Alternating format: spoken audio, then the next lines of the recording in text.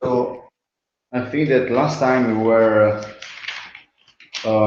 we were discussing Bose-Einstein condensation, and so which just to remind you, it's a phenomenon that occurs well basically low temperature or high density. There's a certain critical value of density or of temperature for which it happens, and basically it's a macroscopic occupation of the ground state, which is the one in which k is equal to 0. And I think that we already started to discuss the equation of state, and in particular we saw that when plotting the isotherms, so pressure versus volume or specific volume, there is a plateau corresponding to the phase transition, which actually makes this kind of transition like very similar to a first order phase transition, because there is this plateau in the pressure that reminds us the case of the liquid gas phase transition, for instance. Then also we draw a line of the phase diagram, now this time in pressure versus temperature. E voi vedete tutto, anche quello che scrivo sopra, sì.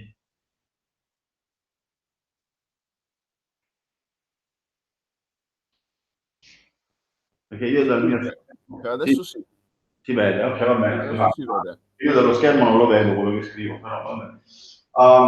So then we are here a line which is scales, which the pressure scales as pressure T to the power, the pressure scales as T to the power of 5 half.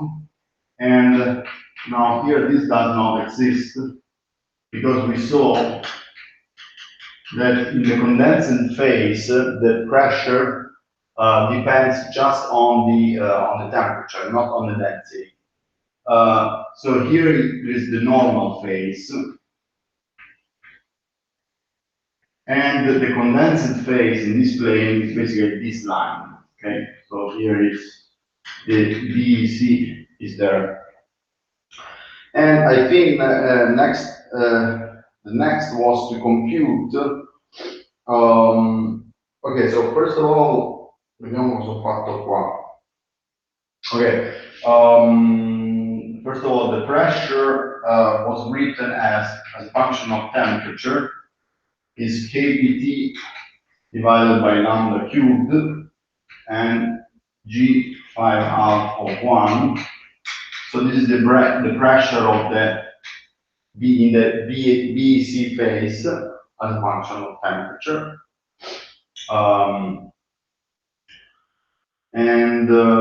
Yeah, so I think that I want to compute now just to show that this is indeed like really a first order phase transition. I want to compute the derivative of pressure with respect to temperature in order to derive an equation which is like the Clapeyron equation that we derived for the case of the first order phase transition, in which there was a density jump and a latent heat and so on and so forth.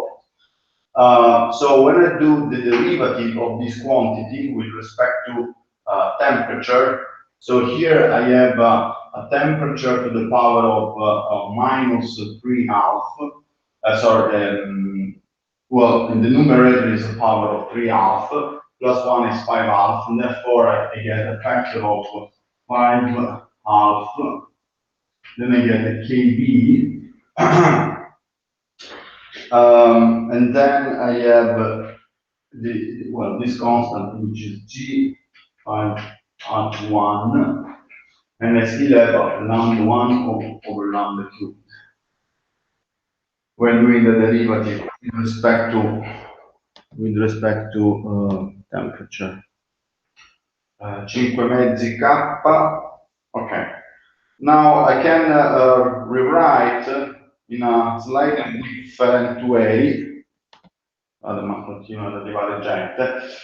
can write in a slightly different way by remembering that NC, the critical density at fixed temperature, was provided by this formula, G3 alpha 1 divided by lambda cubed.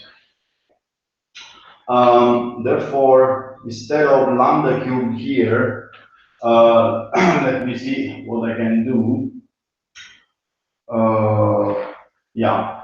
So instead of the lambda cubed, I can write this as dt, so 5 kb g 5 alpha 1, and lambda cubed is g3 alpha or 1 divided by nc. Yeah, aspetta che mi sto perdendo. So lambda cubed, yeah, I should have nc here, nc. And I think it's almost done. Now let me do the following. Let me introduce the inverse of nc, which is a specific volume. And let me also multiply by temperature below and above. So I have a temperature times Bc. Then I have here 5 half kBt, 5 half kBt, where I multiply divided by the temperature. And then I have the 5 alpha 1 divided by g 3 alpha of 1. And this is the derivative of the pressure with respect to temperature. Let me check if I have everything correct there. Yes, it's okay. So basically, this provides me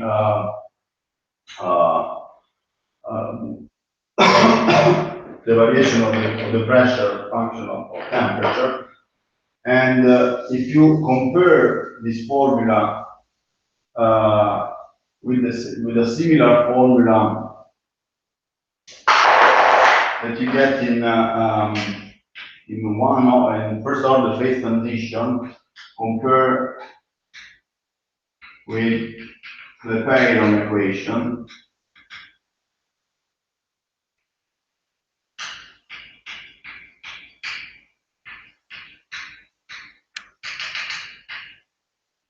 In which we also derive the derivative of the pressure with respect to temperature across along the transition line, and this was a latent heat per particle divided by kBt, and therefore we can see that this quantity, so Q, by comparing with the Pareto equation, I have a Q which is a 5 half kBt, then this G 5 half of 1 divided by G 3 half of 1. And this is the latent heat associated with the phase transition, with the Bose-Einstein phase transition. Okay, so this is the latent heat surface per particle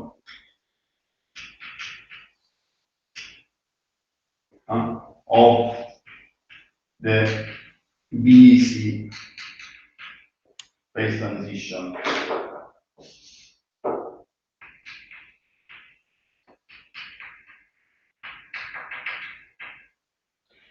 Okay, so it's really, indeed, it is really similar to a phase transition. Actually, it's a little bit weird in some sense because in the Clapeyron equation, at some point I get a difference of density. Let me see if I have the formula here. No, I don't have it. Whereas here, I just have, let me write it again, dPdt is this latent heat, Q. Then I have here 1 divided by T, and the difference, and the BC, basically, just BC. So this BC represents the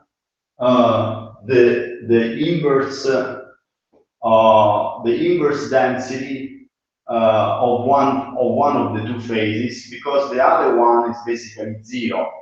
So in some sense, what I'm doing here is to, if you remember P volume, specific volume isotherms, they were like this.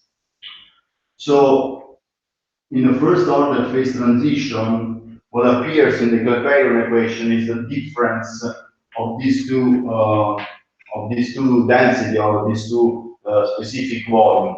Now, in this case, there is a finite value which is BC, and there is another value which is 0 here. And the difference that appears here basically takes into account the fact that I have a finite specific volume at this point here, at the beginning of the plateau, and 0 at the end. Okay.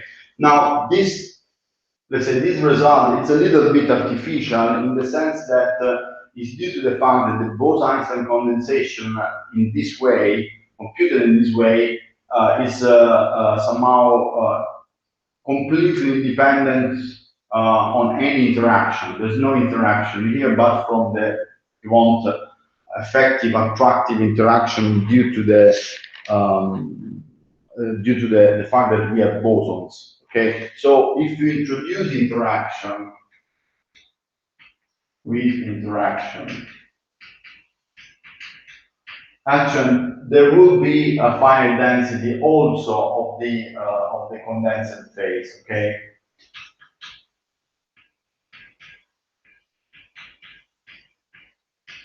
Not 0. Finite density also for the condensed phase. So here, if you want, this is the mixed phase. In the mixed phase of liquid gas, for instance, when moving along this plateau, I just change the amount of the different, of the two components of the mixed phase.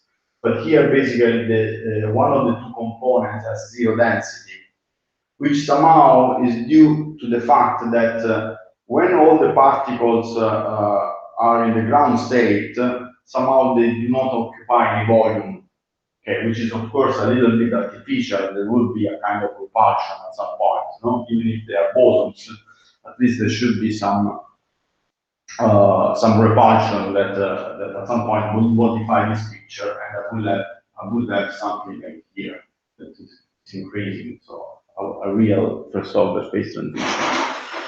Okay, let me conclude now with this Clapeyron equation and go on and compute another quantity which is very important when dealing with phase transition, which is the specific heat.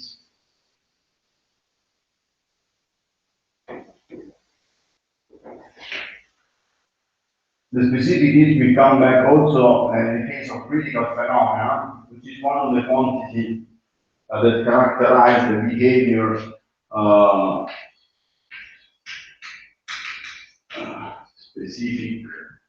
specific heat.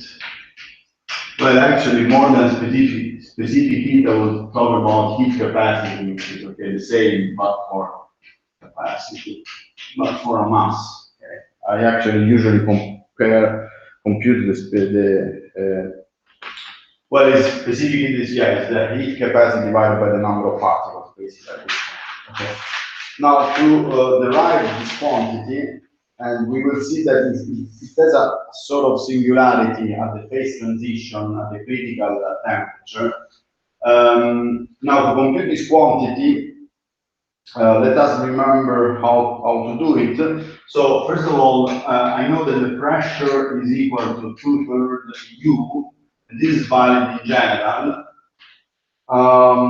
And CV is computed as the derivative of U with respect to T at fixed volume.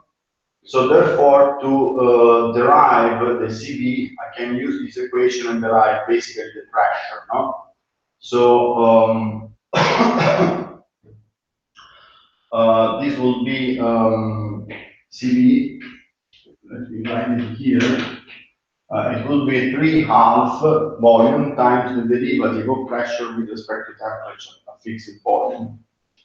So it's 3/2 the volume, the derivative of pressure with respect to temperature, a fixed volume. Now let me divide by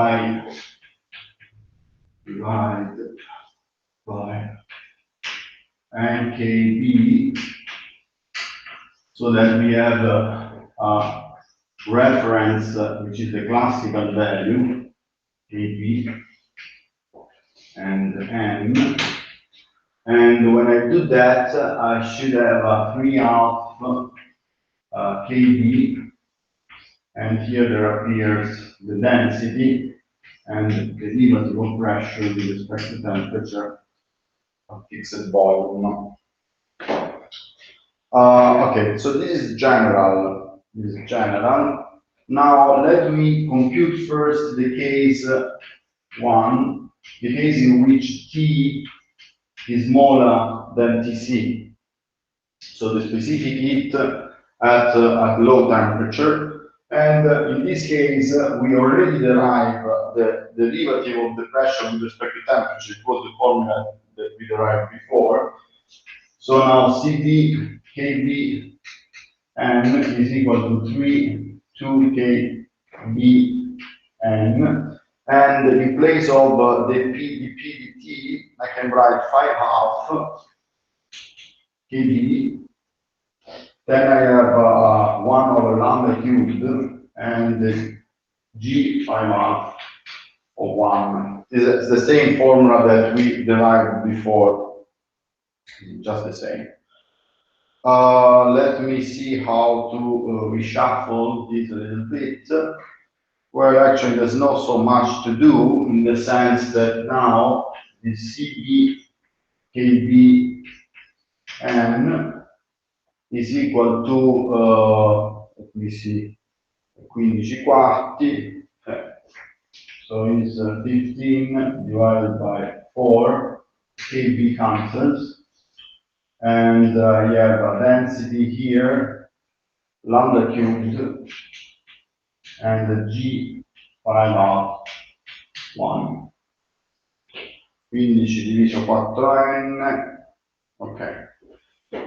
Now we can see already that so this is the case for which the temperature is smaller than the critical temperature, which is the situation in which we know that there is a mixed phase, and some of the particles are in the ground state, and the rest of the particles are in the continuum. Now, let me compute the limit of t going to 0. And in this limit, what happens is that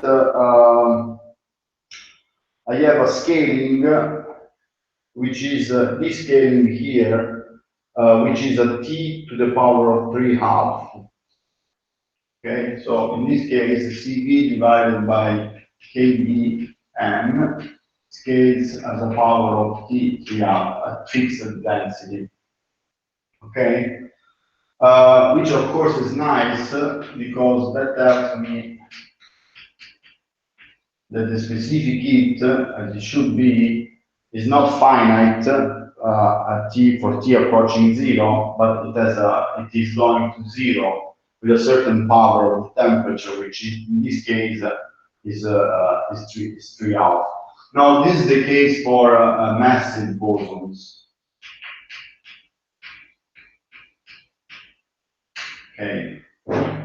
In the case of massless bosons, massless bosons would have a different behavior, which is the 3 to the power of t to the power of 3, the typical behavior.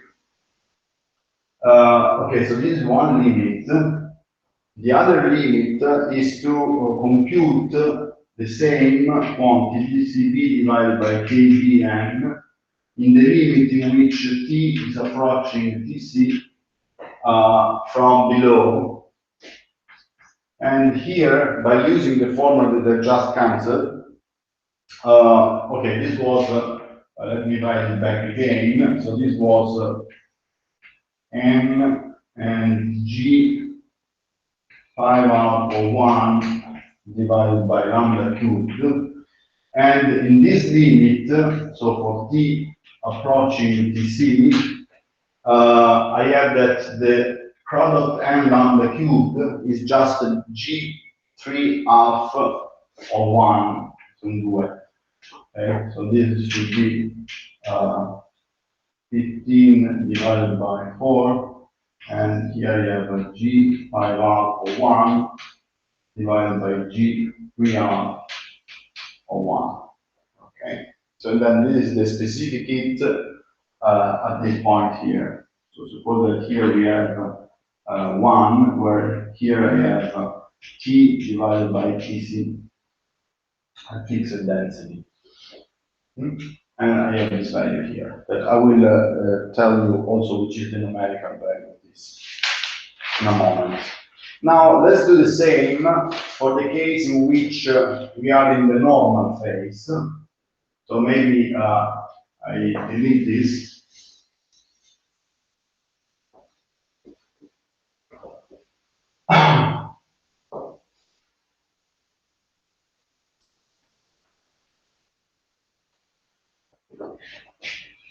So let's compute CV divided by NKB.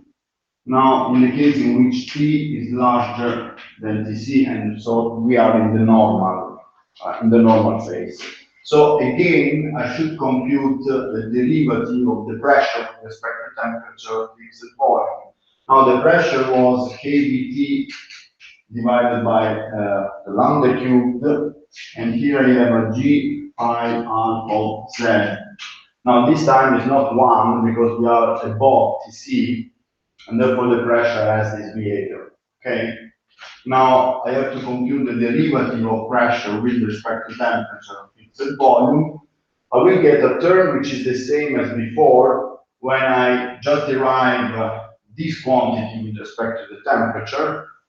So I will have a 5 half kb 5 half kb divided by lambda cubed, and G 5 half of Z plus, then I have a kBT divided by lambda cubed, and here I have the derivative, and also say the following derivative with respect to temperature of G5 half of Z. Okay. Let me put the partial derivative, so this will be a fixed volume. So it does not change. Now, what I have to compute is this derivative here. So let me write this derivative with respect to t as derivative of z with respect to t, and derivative with respect to z of g of 5 half of z. Okay. This is the derivative of G 5 half Z.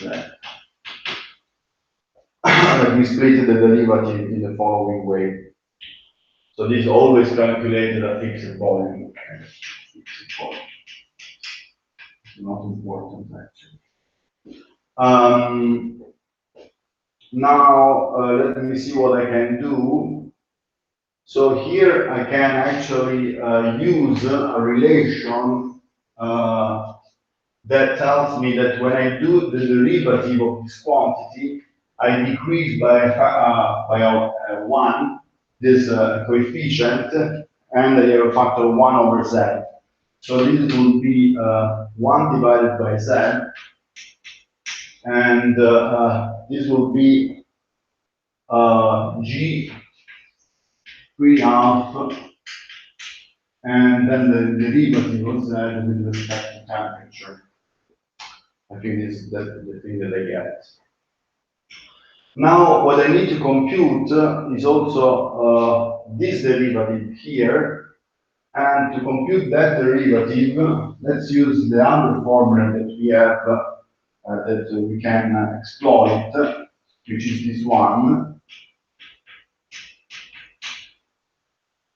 And so let me derive with respect to temperature both sides. So here I have a derivative with respect to temperature of this quantity here. And here let me put the derivative. Okay, let's write it. It's much easier if I write it. So derivative with respect to temperature of n lambda cubed. And here, let's write the derivative with respect to temperature as, again, the derivative of z with respect to temperature, derivative with respect to z of g 3 half of z. Okay. Okay, maybe I need to delete something. Dopo una sola lavagna un po' scomoda, vabbè.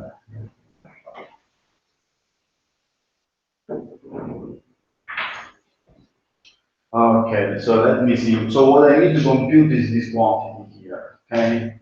And I see that, allora, vediamo un po'.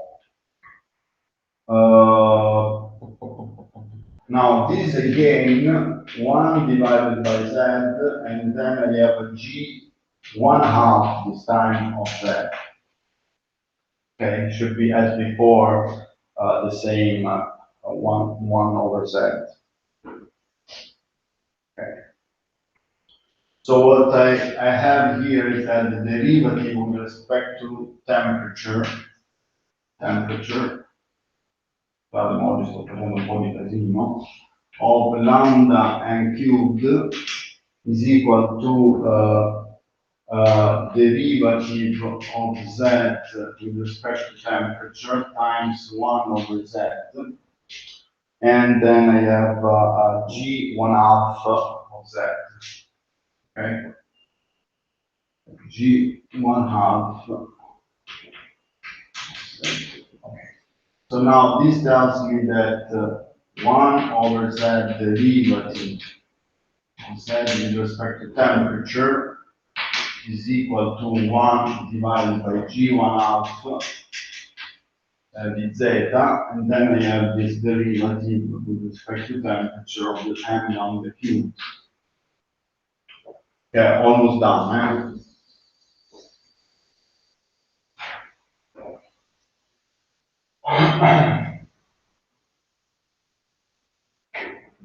Now you just need to compute this derivative, which is a little bit boring. Now, okay, so this is 1 g1/2, and then I have, let me see, so here I'm working at fixed density, because it's a fixed volume, and the number of particles is not changing. So therefore, this will be n. Remember that this is fixed density, so fixed volume, sorry. So this is n, then I have a 3, I have a lambda squared, and then a derivative of lambda with respect to temperature. And now this derivative of lambda with respect to temperature, lambda is h divided by the square root of 2 pi m kg t. So when I do the derivative with respect to temperature, I get a factor of minus 1/2. And so derivative of lambda with respect to temperature is 1 minus 1/2. And then I can actually write this as lambda divided by t. You can check that it's correct, since that I would have minus 1/2, sorry, minus 1/2, minus 1, minus 3/2, and then I can recover basically this structure here. So then this is now minus 3/2 n, 3 minus 3/2 n, and then I have a lambda squared, then I have this g1/2 of z, and what is left is lambda divided by t. So actually I have a lambda cubed here and 1 over temperature here. And let me check if I forgot something. So minus 3/2 n lambda cubed, questo qui è 1 su t. Ok, good. So now we are done. So this quantity here is equal to 1z and derivative z with respect to temperature that I can insert in this equation here. Okay. So derivative of pressure with respect to temperature at fixed volume. I should remember that we are working at fixed volume. This has the first value, which is the one that we derived before, equal zeta divided by lambda cubed. And now we have a new term, which is, okay, this is kBt divided by lambda cubed. Then there was the G3 half of Z that comes from here, okay? And then there is a 1 over Z times the derivative of Z with respect to temperature that we just derived, and that is a minus 3 half, and lambda cubed, G 1 half, and 1 divided by the temperature. Lambda cube, sì, è 1 quindi sulla temperatura, ok, and I think I get everything there. Okay, so I can do some, I can simplify something, so the temperature, the lambda cube, and the lambda cubed, and so finally,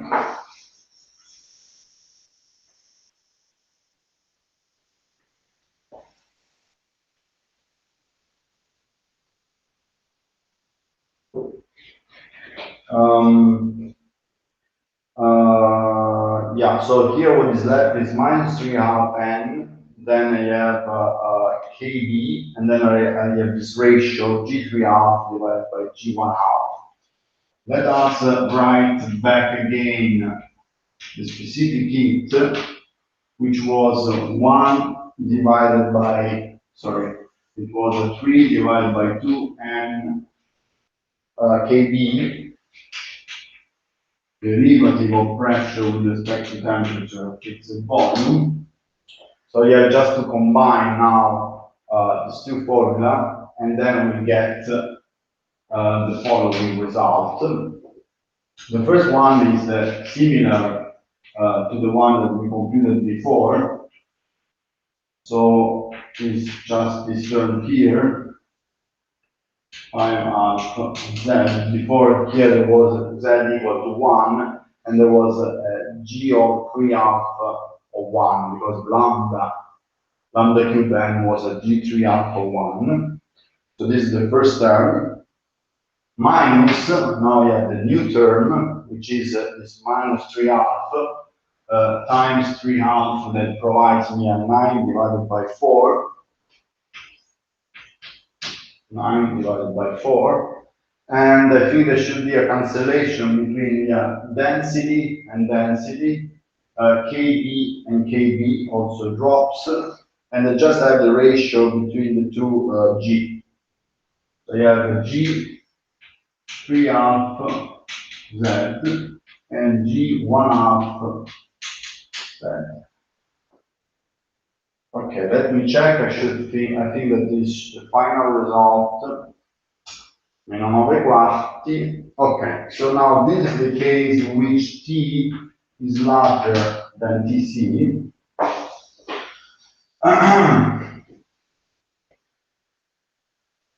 Now let's do the limit as before.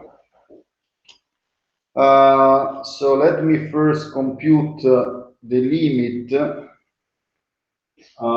T approaching Tc from above.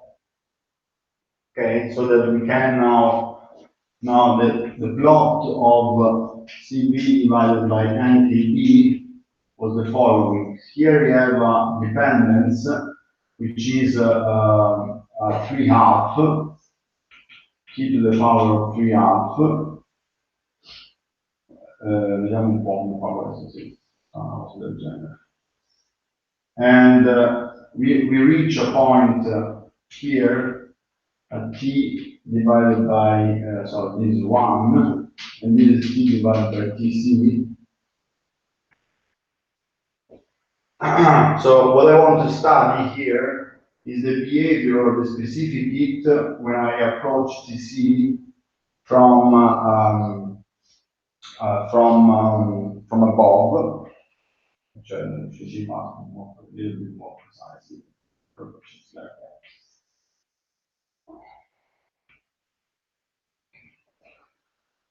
And so when I do this limit there, I basically need to compute the limit of this quantity for z approaching 1, no?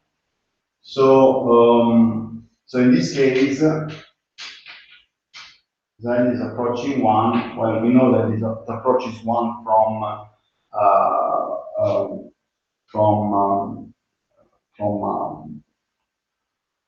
below, because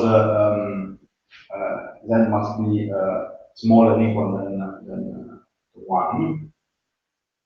So then what I get here is the CD and KB is equal to 5, 4, and, well, this 5 for 15, sorry, 15 divided by 4 and lambda cubed G5 alpha is basically as before.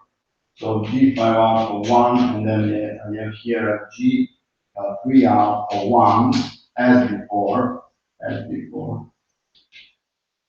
And here I have a 9 divided by 4. Here I have the ratio G3 alpha 1 divided by G1 alpha of 1. Now this quantity actually is divergent. The G1 alpha 1 is divergent. That this is going to 0 actually. For that going to 1, it goes to 0. Why? Because the G1 alpha of Z, it was defined as the sum from 1 to plus infinity of Z to the power of L, and here you have L to the power of 1 half. So for Z approaching 1, here I have a divergent series, no? Therefore, this is infinite, is going to infinity, and therefore it is vanishing. And since this term now it approaches 0, or in this limit, I'm just left with this quantity, and that actually provides me the same value, basically. So actually it's continuous. The specific heat is continuous. Okay?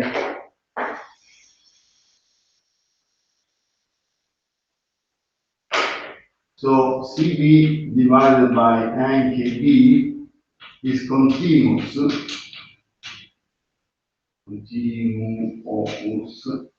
at T equals to C, and actually I can also provide the value, which is 1.9. So this number is 1.9. And so it is equal to 1.9, which is this number here. It's 50 divided by 4 times this ratio of G. Okay? Now, one can check, but it's a really boring calculation, but it's just algebra, that the derivative, the first derivative,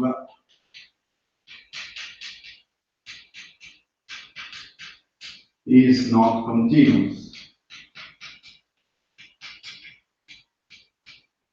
As you see, therefore I was writing here, I was drawing in this fashion, because the derivative is different in the two cases. Okay, one could expect this because at the end, this function has a very different, let's say, shape below and above TC. And so I will have this new term when I compute the derivative. One can do it, but it's very long and it's boring. But one can check that I have a discontinuity in the derivative at TC. But the function itself is continuous. Okay. Now the other limit I will compute is the limit in which t is going to infinity. So we are still above Tc, and we are using the fact that we are computing the high temperature limit. And for the high temperature limit, okay, maybe I write again the function that I had before. Let me see. Now, okay, so Cv divided by nkb, this was 15 divided by 4 and lambda cubed g 5 half z minus 9 divided by 4, and then I have a g3 half z and a g1 half z. Andiamo di chiudere questo. Now,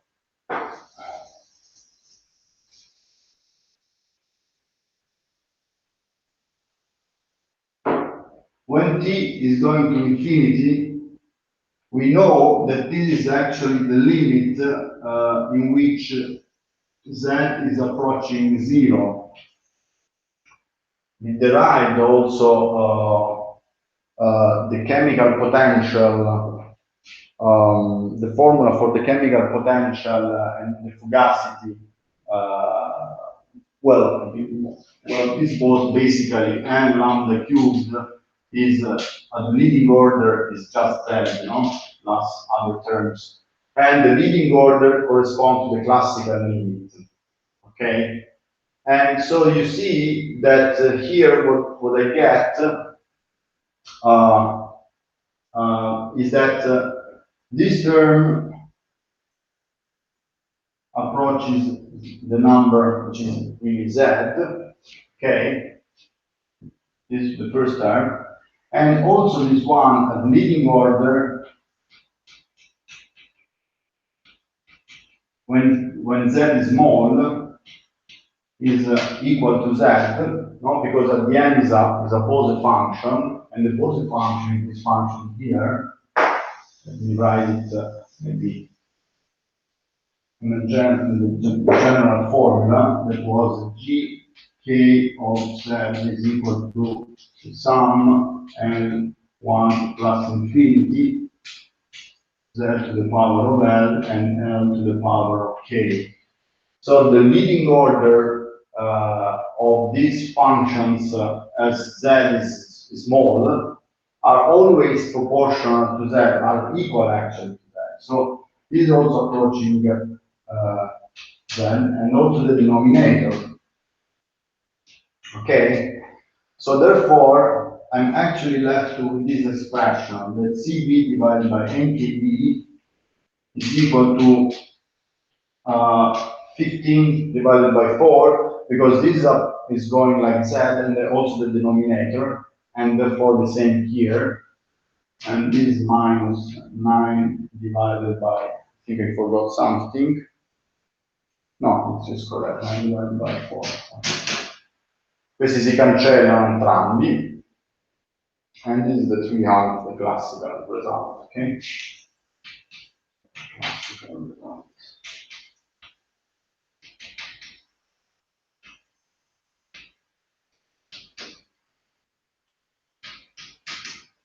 Okay. So then, in the large temperature limit, this will approach the classical value, which is 3 half. Okay. So at the end, the specific heat has the following behavior in a Bose gas. In the very high temperature, I should recover the classical limit, which is 3 half. Then I have this critical point at which the specific heat is continuous, but the first derivative is discontinuous, and then it goes to 0 with a power of 3 half. Okay, this point here is larger than this because it's 1.9 and one can compute it. Okay, so just now a few comments more, and then we will go to fermions.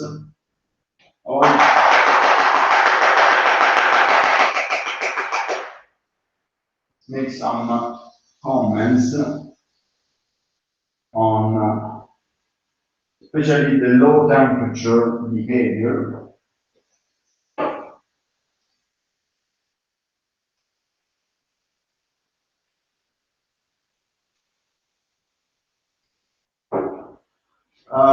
So one is the following, which is the entropy of Bose gas at T approaching zero. Well, we saw before that, so we are in the condensate here, and the pressure scales, as we see if I have it somewhere, that's T to the power of 5 half. So the pressure scales as T to the power of 5 half, we derive this. And now to compute the entropy, I just need to compute the derivative of the pressure with respect to temperature, and then this will provide me the entropy, actually the entropy density.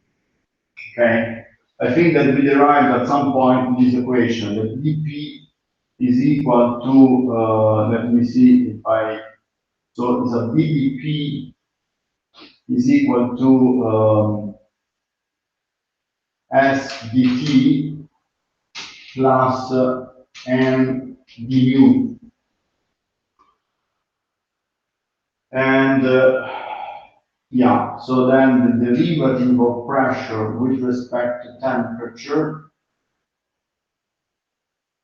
yeah, fixed mu, it should be equal to S divided by the volume.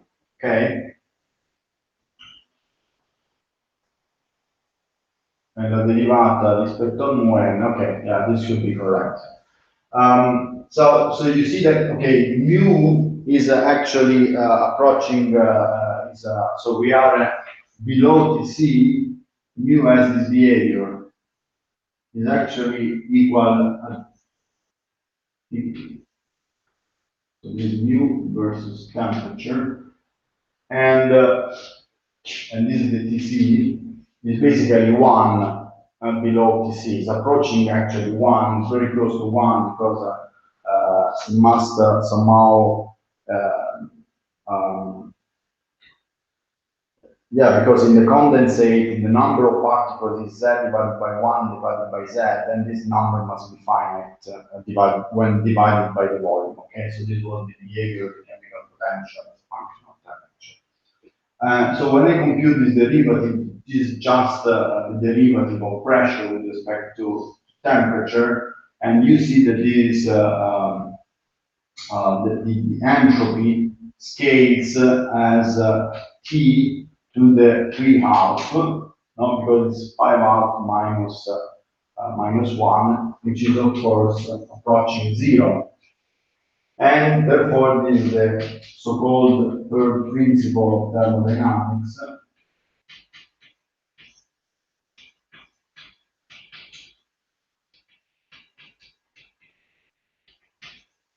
Telling you that the entropy, when the temperature is approaching 0, is also approaching 0. Okay? And in the case of the BEC, if you want, it basically corresponds to the fact that all the particles will like to, when T is going to 0, will condense in the zero momentum state. So in this respect, since all the particles are in the same state, the entropy is 0. Because if you think about the entropy as the sum over is the trace of rho log rho with a minus, the density matrix will be diagonal with just one term different from 0, which is 1. Okay, I think we have commented this before. Okay. So one can explain why the entropy is going to 0, as T is approaching 0 in the Bose gas, and also this similar conclusion will be valid also in the case of a Fermi gas. Now, some few comments more. So we know that actually the Bose-Einstein condensate was seen, well, not a long time ago. I think it was in the 90s, if I remember correctly. So we know that this experimentally this has been observed. Of course, in the experiments you don't really probe this kind of phase transition because these are a little bit artificial. There's no interaction, but the phenomenon itself is there. And apart from the Bose-Einstein condensation, you can also look at some nice movies on YouTube. Is somehow connected also to superfluidity, or is similar,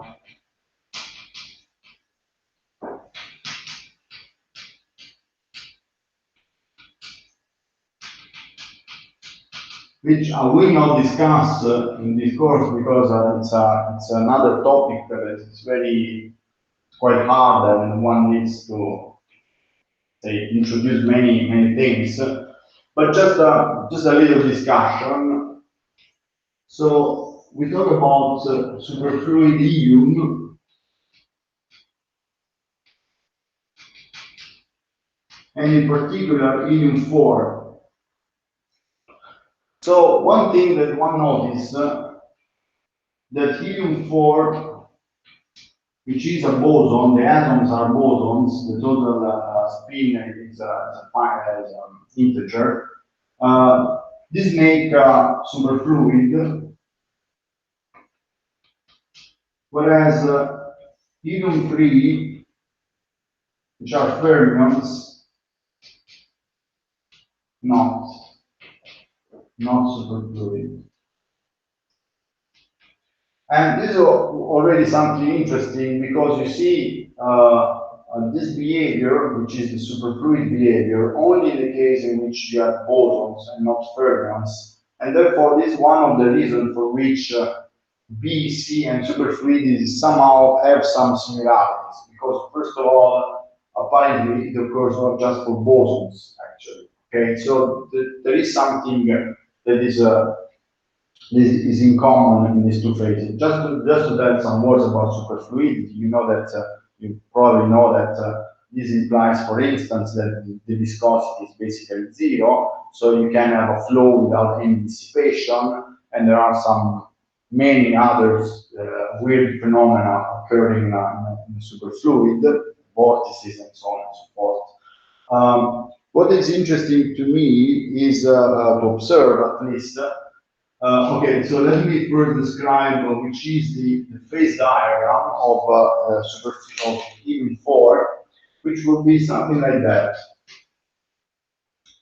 It's very different from the usual phase diagram in the sense that the solid phase, which usually is provided by a crystal, it does not exist but for large pressures. So if you think about water has a phase diagram, P versus T, which was the following. And then here is the critical point. So at some point, you have a solid, ice, for all the values of the pressure, okay? Whereas in this case, you have a solid only for high pressure, high values of the pressure. And here you have, in this region here, you have the liquid, and here you have the gas. And here you have the liquid. And actually, what one sees is that there is a line here, which is called the lambda line. And this point is 2.2 Kelvin, in which there is indeed a kind of phase transition between a normal liquid and a superfluid liquid or superfluid. Okay. Now, there are many things which are interesting here. So, first of all, why there is no formation of a solid in the case of helium 4? And the qualitative argument is basically the following. To form a solid, you need to form basically a lattice of atoms which are living in a sort of periodic potential, no? So you have a potential that is something like this, no? With some holes in which the atoms can sit and stay more or less stable, in the sense in an equilibrium condition. They can make some oscillations, of course, which are the phonons, but basically they found an equilibrium position. Now, in the case of this specific type of material, it turns out the depth of these potential are so small that actually by just quantum fluctuations, the atoms cannot be stable. So they get out of this small depth potential, and therefore actually they cannot form a crystal, and they are liquid unless the pressure is very high, but actually it is liquid, okay, for let's say normal values of the pressure. So this is just it's really a quantum mechanical effect, in the sense that it's due to the quantum fluctuation and the fact that the potential depth is very small. So it's not possible for them to reach an equilibrium around a fixed point. And what I need to say more than that. Okay, so why I was saying that BC and superfluidity are somehow connected to each other. The first observation is the one that I did before, namely the fact that helium-4 may be superfluid, but helium-3 not, and one is boson and the other one is fermion. And the other thing is the following. The other reason is the following. When I take the formula for Tc that we derived at some point, this was n divided by g3 out of 1, and these are 2 pi divided by the mass. Here I'm already using natural units. So in the formula that we derived, there was a h, so Planck constant, and therefore the 2 pi was the denominator, but here I'm using h bar equal 1 equal c equal kb, and therefore you get this formula. There is a power of 2/3 there.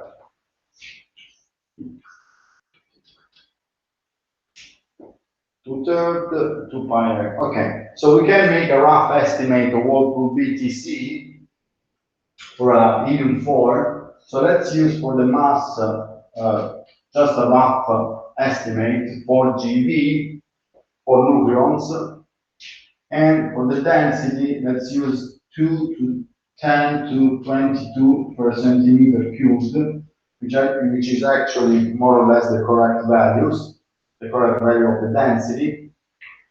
Now we just need to compute this quantity in Fermi. And so here you will have a Fermi to the power of -3, and yeah, therefore, since you have 2/3, you will have a Fermi squared. Here you have a mass, so then you have to multiply this equation by twice h bar c, no? So you do the calculation, so you translate this into Fermi and multiply by hc squared in order to have MEV, and what you get is that Tc is about 2.4 10 to minus 10 MeV, which indeed is 2.4 times well, Kelvin. Okay, you just use this number. So this for GV is this number here. You turn it in Fermi, and you need to multiply. Since you have a mass here, you want to get, so this is an energy, you want to get an energy here, you need to multiply by h squared, h bar c, the power of 2. So this is the estimate that one could make by using this simple formula and these numbers, and the real value is 2.2, so which is very close. Okay, so it's not so bad. Well, actually, I'm doing a very rough calculation. Would be more than 3 actually Kelvin, but it's really very close. Okay, so there are some similarities. First, superfluidity occurs for helium 4 and not for helium 3, so it must be related to the fact that there are bosons. Second, if we use the formula for the critical temperature that we derived, it provides a value which is very, very close to this value here. But there are also some differences. The main difference, the most important difference,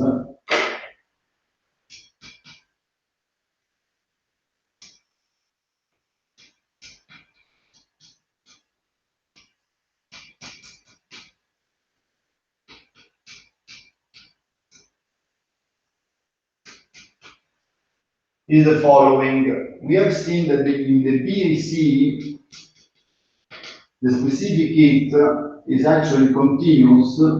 It has a discontinuity at Tc of the derivative, of the first derivative, but it is continuous. Whereas in the superfluid, you actually have at 1, so this is T divided by Tc, you have a divergence, which is a logarithmic divergence.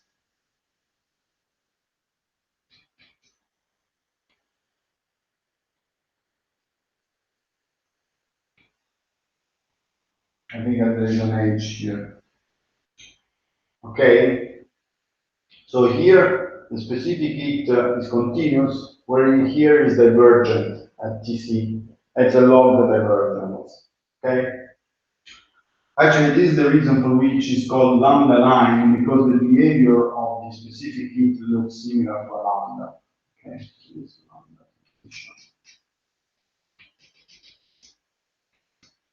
So there are some similarities, but there are also some differences, and basically the reason is due to the fact that what we are computing as BEC is just a free gas, so a gas of free particles, but in principle Washington introduces also interactions, and so that situation is more complicated. Okay. Some more comments about this Bose-Einstein condensation, and then we turn into fermions. So I will not discuss, of course, something that I think you know better than me, which is the black body radiation and what else, and the specific heat of solids, because this is something you have done many times, but basically it's something that one derives from the equations that we already established. So there's not much to say about that. Maybe one thing about the well, in both cases, in the case of the specific heat of crystals, and in the case, dove stanno le cose che vi volevo dire? Stanno qua. And in the case of the black body, basically one uses the relation of the internal energy that we derive, and this provides all the quantities that you need. No? In particular, what is interesting maybe is to notice that if you do the calculation of the specific heat in the case of a photon gas or a phonon gas at low temperature, you get this 3 t to the power of 3 instead of 3 half, because it's massless. And this is somehow a kind of universal, a type of universal phenomenon, no? So Okay, so let me comment first one thing. Suppose that we have massless bosons.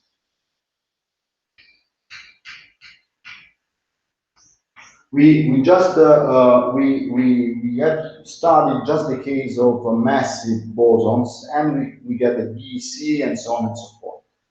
So let me notice one thing first, that for massless bosons, which could be, for instance, photons or phonons,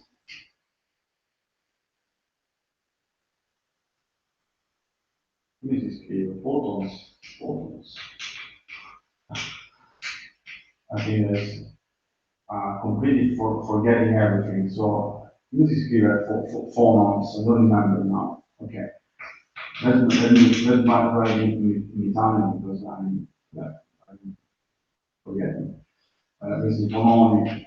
It should be a pH. Okay. Anyway, I will check it. Now, in this case, there is no conservation of number of particles.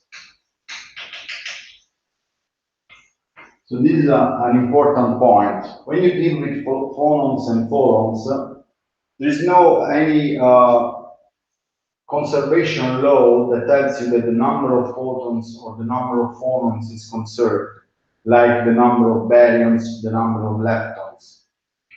Therefore, if you take, for instance, the Gibbs potential and you look for the situation at equilibrium, we know that the Gibbs potential, just an example, it's mu dn, and this must be minimized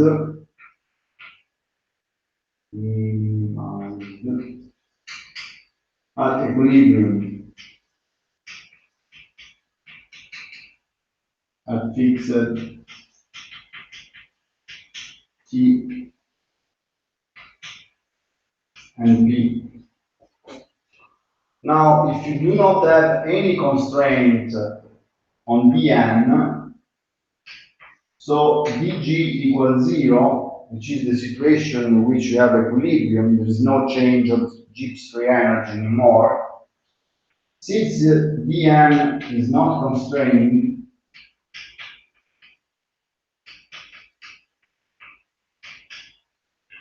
the only possibility is that mu is equal to 0. So if you do not have any relation, any conservation law for the number of particles, as in the case of photons and phonons, mu is equal to 0. Okay? In this case, there is no condensation.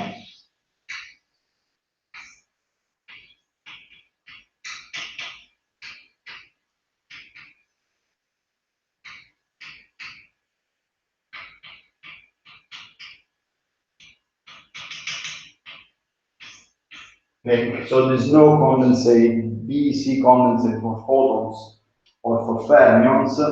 Also because, I mean, at the end, the fact that we have a condensate is due to the fact that at a certain point, if n lambda cubed is larger than 2.6, then we need to arrange all the particles to the ground state. That was the reason for that. In this case, we do not have any constraints of the total number of particles. They can do whatever they want. Mu is equal to 0. We do not see any phenomenon of Bose-Einstein condensation, okay, for massless particles. The integrals behave in a good way, in the sense if you look at the, for instance, at the density should be 1 divided by 2 pi squared. Here you might include the degeneracy, which could be 2 for the case of photons, for instance. And here you will have a decay, k squared 0 plus infinity. And here, for the case of massless bosons, you would have like E well, here I have a quantity which is basically H bar K, and I think I have a C here, though I don't remember usually, but okay, yeah, this is the moment, this must be the energy, uh, times beta, and then I have minus one, no? Because mu, we said before, mu is equal to zero, okay? So this is the density, and of course you don't have any kind of singularity in the sense that for k approaching zero, this case has k, and here I have a k squared. And similarly for the energy, for the internal energy, would have something like 2 pi squared. Here let me put the volume here, and here we will have a dk 0 plus infinity. So let me see here, we will have a k squared, here the energy again, which is this quantity here, and here the same. So it's an exponential of ch bar k beta minus 1. Now you see here that I have a 1, 2, and 3, yeah. Let me see if I'm missing something. No, this would be correct. Yeah. And yeah, so again, I have no singularity here because, well, this behaves as k, and here I have a k to the power of 3. Also, maybe another thing that one can notice is that, yeah, the calculation I was doing before, I have 1, 2, so you have 2, 1, sorry, and 1, I have 4k here. So if I change variable from k to x,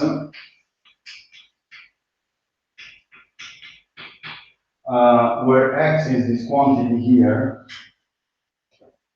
let's call it x, I will get that u case, and it must be like that, as the temperature to the power of 4 times some number. This temperature to the power of 4 comes from changing this variable. Here I have a beta, and when I change the variable, I get a power, a t to the power of 4. So therefore, this will provide Cv, which k as t to the power of 3, as you know.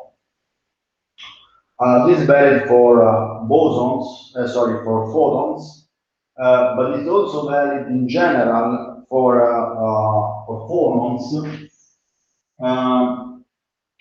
And this is a universal behavior because basically when you discuss the low temperature limit, it's like discussing a long wavelength oscillation of excitation. So in the case of phonons, when you discuss the low temperature limit, it's just that it's like that you are discussing the excitations of very long wavelength.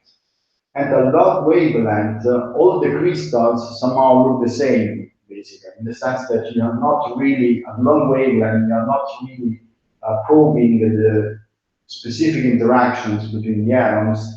And basically, all the crystals will behave in a similar way at low temperature because it's provided by the dispersion relation is called of the phonons at small temperature for small wavelength, which is always the same. So you will have u to the power of t, u which scales at t to the power of 4, and the specific t that will scales at t cubed. Okay, so it's a general feature. So this is similar to for photons, and for phonons it's the same. So there's no condensation. There is a universal behavior for small t that I will not discuss much more in detail, in the sense that something that you probably have done in solid state physics. I want just to remind you something about that. Another question is the following. BC in 2 dimensions. Is it possible to have Bose-Einstein condensation in 2 dimensions instead of 3 dimensions, which is the case that we did before? The answer is no. And the reason is the following. So, the total number of particles scales in 2D will have a similar structure that we analyzed before. Here, instead of the volume, we'll have a length scale to the power of 2. So in 2 dimensions, we are, let's say, in a square. And so here I have 2 pi squared, which will be the density of states, this term here. Then I have 2 pi, the integral from 0 to plus infinity of dk, k, not k squared, but k in this case. I'm doing it in spherical, in polar coordinates. We are in a plane, okay, 2 dimensions. And here you have, well, the usual factors, so essentially -1, exponential of beta h bar k squared divided by 2m -1. Plus, in principle, here I have n0, which is the number of particles of the ground states. Okay, ground state number of particles. Now, in the case of 3 dimension, we saw that at some point, if n lambda cubed is larger or equal than G3R for 1, which is finite, then we have PC. And this number is finite as Z approaches 1. In this case, this is not, so this is not the case anymore. Okay? So you see that this expression here, okay, let me write here back again the integral. So it's dk k z to the -1 e to the beta h squared k squared divided by 2n -1. Now, if for z approaching 1, which is the case in which we know that we have BC, here you have behavior which is a k squared, and here I have k, so I have actually a logarithmic divergence.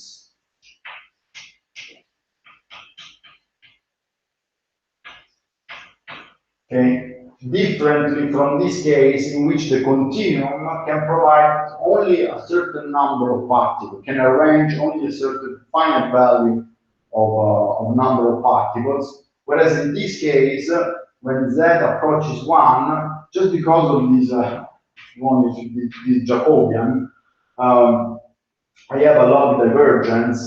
So that means that I can arrange actually all the particles that I want in the continuum. I do not need to go into net zero. Okay? So I can spread the particles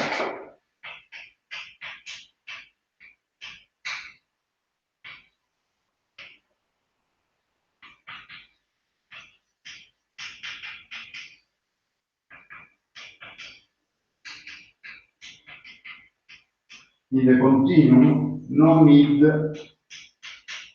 to populate, well, to macroscopically populate,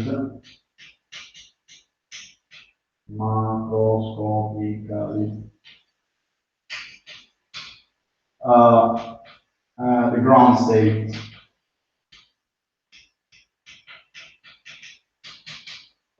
Okay. Well, actually, if you do these calculations by introducing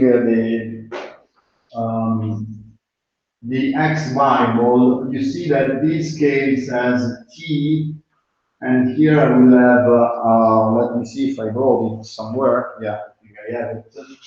Dx x divided by x squared minus 1, and here I have z to the minus 1. Okay, if we do the standard, well, the substitution that we did before. So then you see that when z is approaching 1, actually, to be more correct, this term diverges, and the only way I can get a final number is that t is going to 0. So actually, z approaching 1 from the left implies, if n is finite, implies that t is approaching 0. So if you want, if you really want to talk about condensation, you would see that you have that the critical temperature for BC approaches 0. It's not finite anymore. And basically, this also means that there is no real condensation. Okay. So this is an interesting fact that tells you that the possibility of having a phase transition, the occurrence of phase transition depends on the number of dimension. Okay, so BC is possible in 3 dimensions, in 3D, not in 2D. Okay. Now we will see, we will come back to this point when dealing with the Ising model, and we see that also in that case, depending on the dimensionality of your system, you couldn't have a phase transition. This is a specific feature of phase transition. Sono già le 10, sono troppo lento, and I think we have to turn into fermions.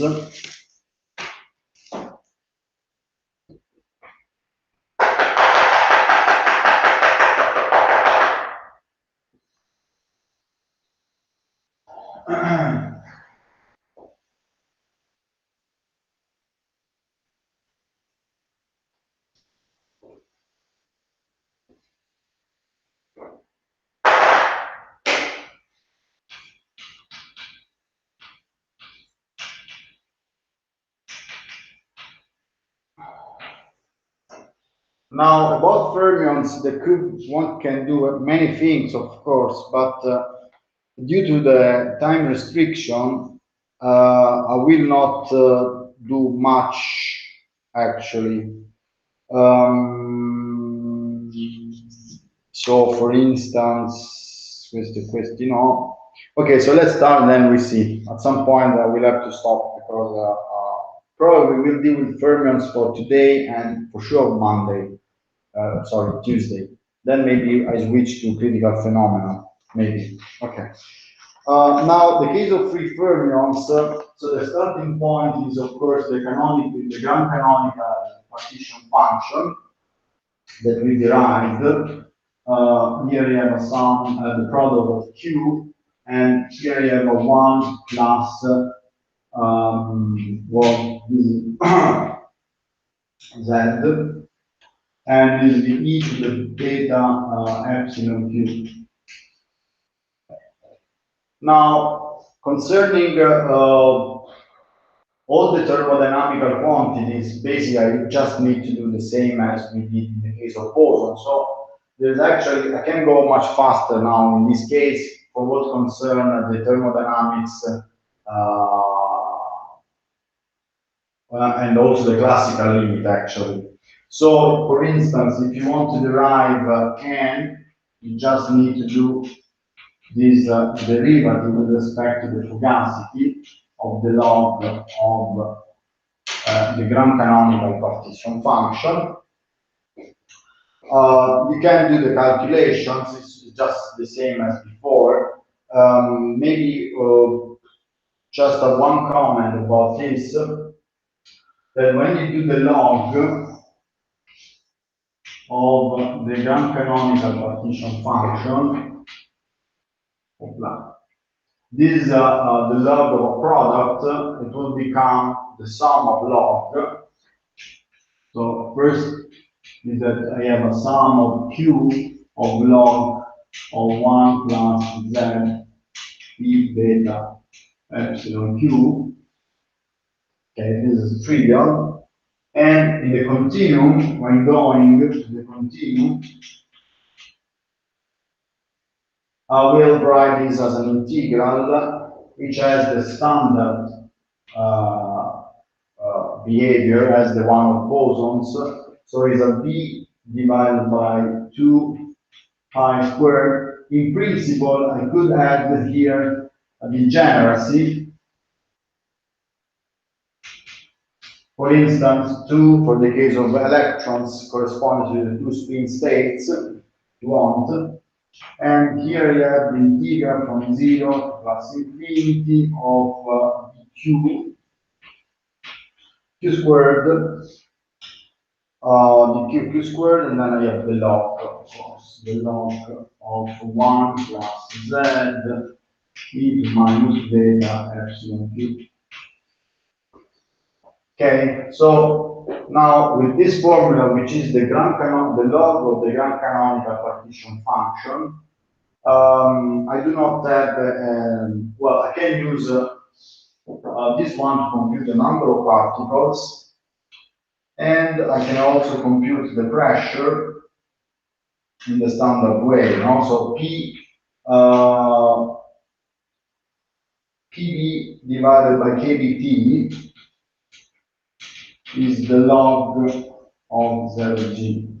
So these two relations applied to this grand canonical partition function provides the standard formula. Okay.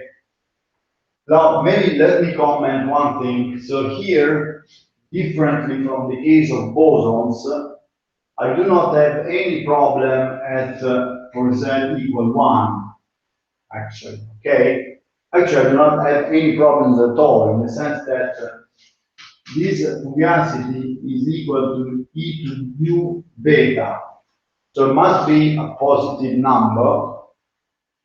If it is 0, then okay, I have the log of 1, which is 1, which is 0.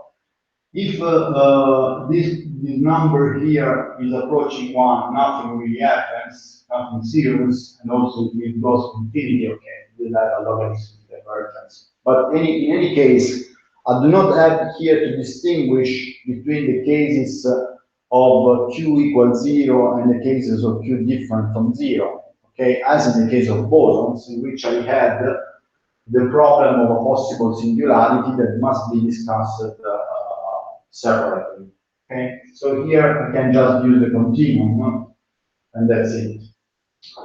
Now, okay, so if you apply this formula, so you do the derivative with respect to z of this quantity, you get 1 of this quantity, and multiply by the fugacity, and you get the standard occupation number of the Fermi-Dirac distribution.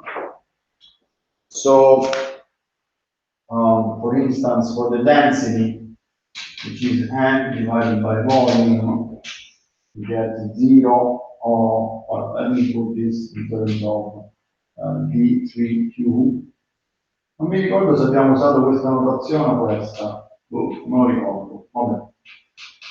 Q prime cubed, and here you have 1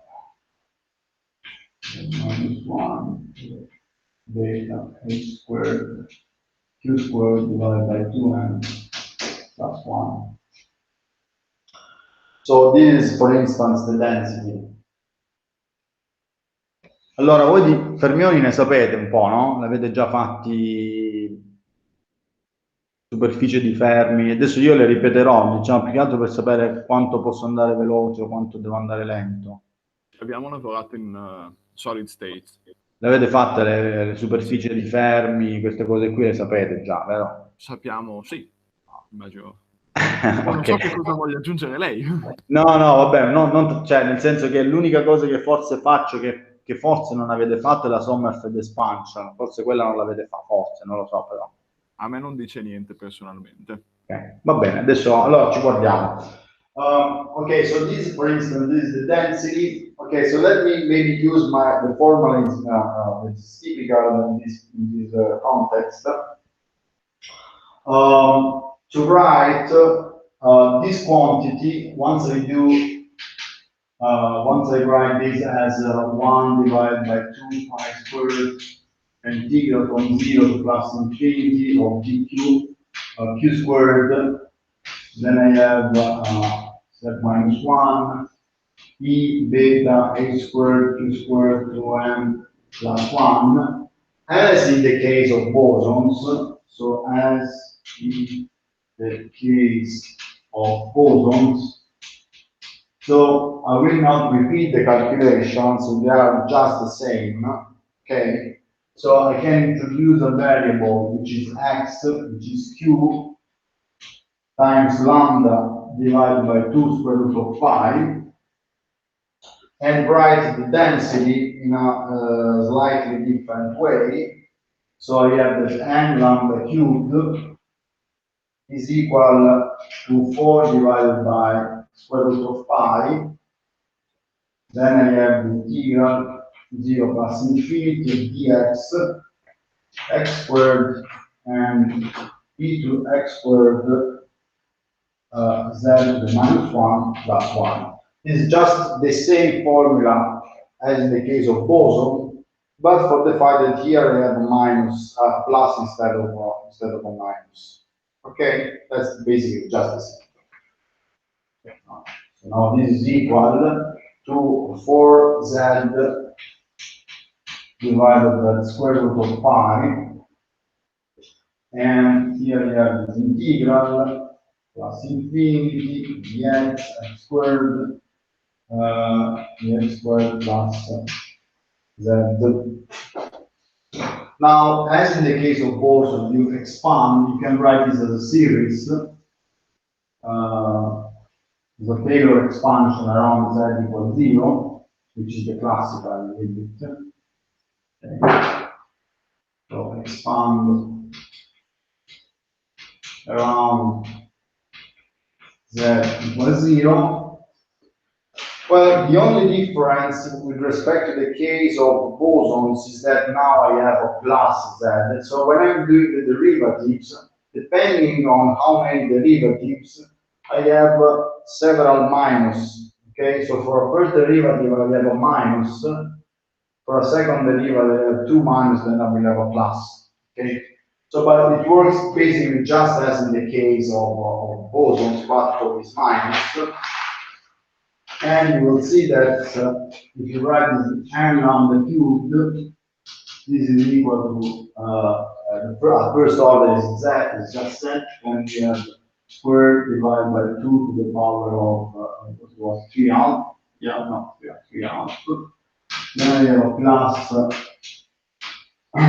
this term 3 to the power of 3 half. And go on, and this defines a function that is called f of 3 half, which falls into a category of functions which are called Fermi functions, as in the case of bosons, in which fk is equal to the sum from L to plus infinity of z to the power of L, then I have L to the power of k, and here I have a minus 1 L plus 1. Okay? And basically, n lambda cubed is f3 half instead of g3 half. Okay, it's just the same, but now I have f instead of g. Okay, and this series is a little bit different in the sense that I have a minus and a plus depending on the value of L. Okay. Now you can do the same for the pressure, which is the second equation. So from here we learn that n lambda cubed is f3r squared. Do the same for the pressure. And we realize that the pressure, really similarly to the case of bosons, we can write an equation which is the following. P lambda cubed divided by kBt is equal to F 5R of 7. Okay. So the equation of state is provided by these two equations, which are very similar to the case of bosons. Also, there is another relation which is valid also in this case, is that if I do the derivative with respect to z of a certain f of k, and I multiply by z, I get the f of k minus 1, okay, as in the case of bosons. Okay? So these relations works in a similar fashion as before. So this, if you want, is the relation once you take the temperature and the density. You can get the, for instance, the chemical potential or the fugacity Z, and you can put at the end the fugacity here and get the equation of state. Okay. The relation between pressure and density and volume. Sure. Now, the classical limit works in a very similar way.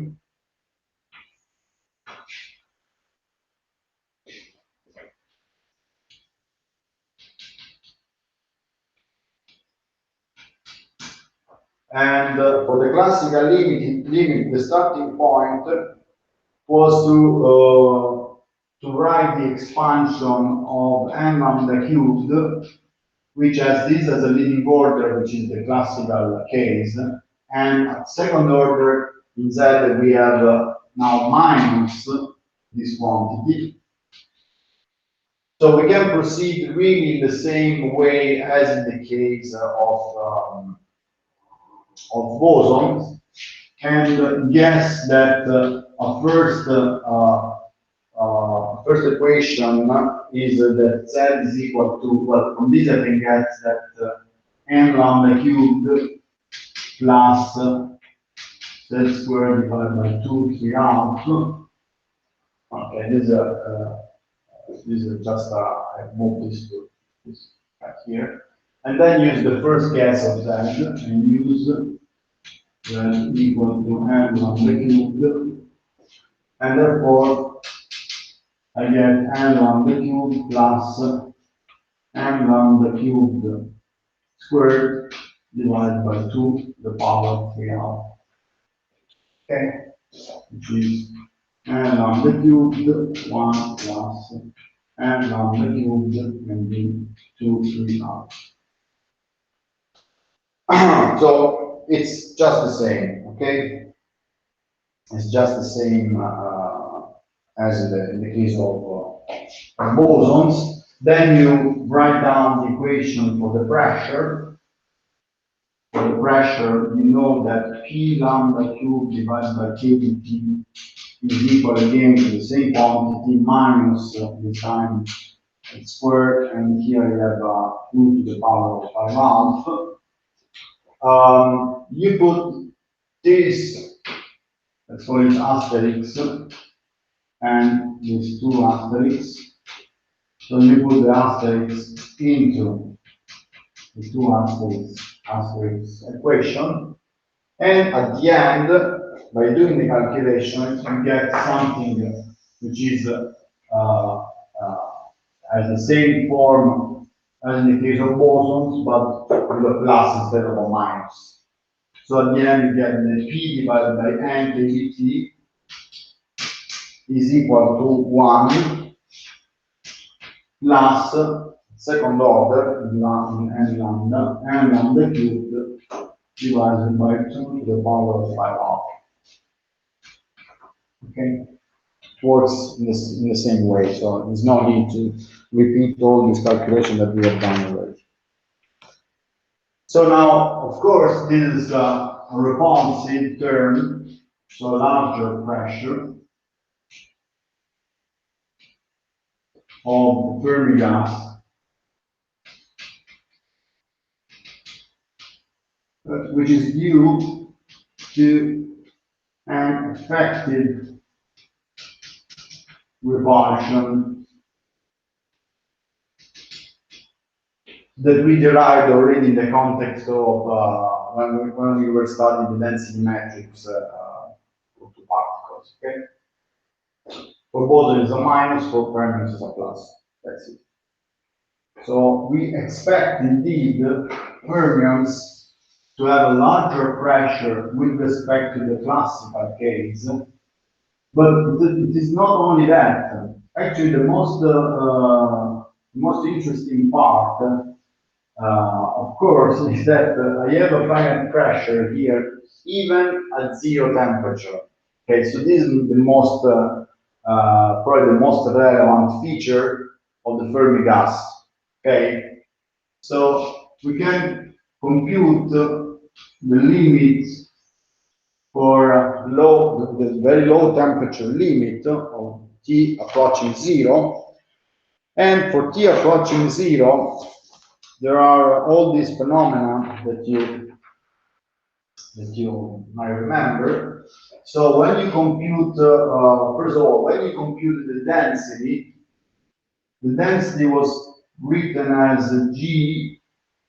Let me put already the 2 pi squared, so I don't need to do calculations. So 0 plus infinity, then I have a B, Q. Here I have a Q squared. And so now let me write NQ, which is the occupation number of the state with momentum Q.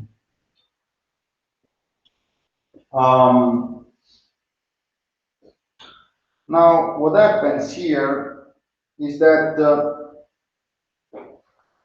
let me write this expression. So this is exponential of epsilon Q minus mu divided by K B T, and then this is plus 1.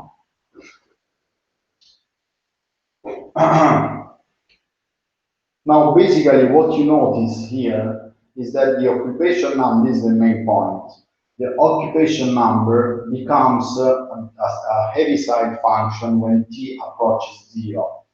In the sense that if T approaches 0, now if epsilon Q is larger than mu, this will be divergent, and therefore the occupation number is 0.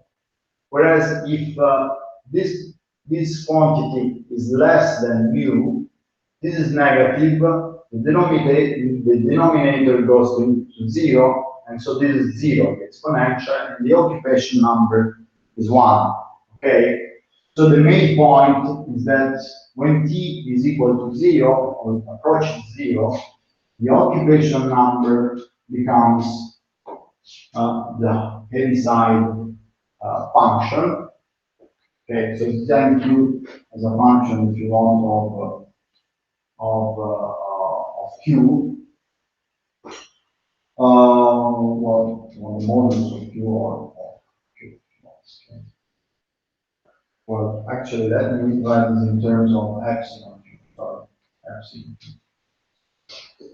Okay, where the maximum value of epsilon Q that you can have is equal to mu. Okay, and this function here is an Heaviside, which is theta of mu minus epsilon Q. Okay, so that means that Okay, so let me write first this integral. So this the occupation number function is a theta. So it's a theta is a heavy side, which is mu minus epsilon q. And yeah, questo è G su 2 pi greco. Ok, va bene. Now this is equal to G divided by 2 pi squared, integral from 0. Now I can compute the maximum here, which is the value of Q for which epsilon Q is equal to mu. Now mu equal epsilon Q means h squared q squared divided by 2m, and therefore I will have a maximum for which that is 2m mu divided by h squared square root. Okay, so you have 2m mu divided by h bar squared of dq q squared. And that's it. So now you compute this integral, and you let me introduce the Fermi momentum. I think is useful at this point. Sì, lo chiamo così. Let's introduce this quantity kf, which is equal to square root of 2m mu divided by h squared, and this will be g divided by so I have a kf cubed divided by 3 times 2 that provides 6, then I have a 6 pi squared. Okay, and this is the density. So first relation is a relation between density and Fermi momentum or chemical potential. That is the following: is a degeneracy kf cubed divided by 6 pi squared. Now kf is called Fermi momentum or Fermi wave number, but okay, is a first quantity. Epsilon f equal to h squared kf squared divided by 2, and is called Fermi energy.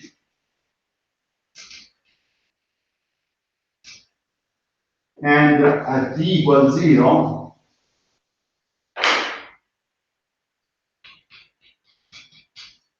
the Fermi energy is equal to the chemical potential.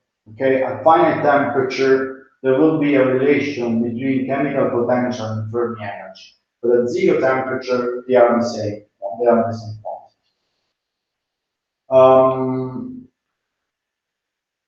Yeah, so what is interpretation? Of course, you know this, so I don't know how far I need to go over this, but what is the Fermi momentum or the Fermi energy? Basically, if you think about the space of K, K, Y, K, K, X, K, Y, K, Z, basically you have a maximum of energy, which is provided by the Fermi energy, which is a sphere in the space, okay, a sphere which has a ratio, radius, which is 2m EF divided by h squared square root, okay, and this is called the Fermi sphere.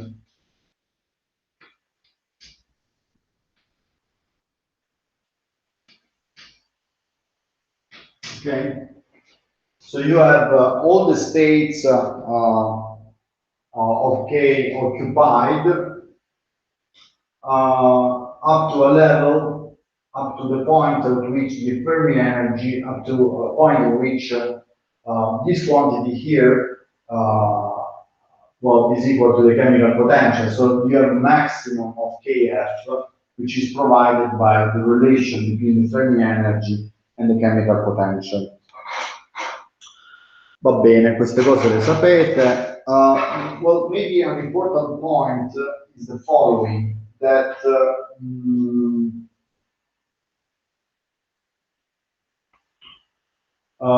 yeah, this is maybe the most relevant thing that I need to stress at this level, that n is equal to g divided by 6 pi squared, and I have a kf to the power of 3, and kf, it was 2m mu divided by h squared, and this is the power of 3 half.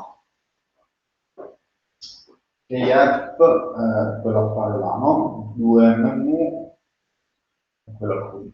Now you see that this is a relation, algebraic relation between density, which is the quantity that we are more familiar with, and chemical potential.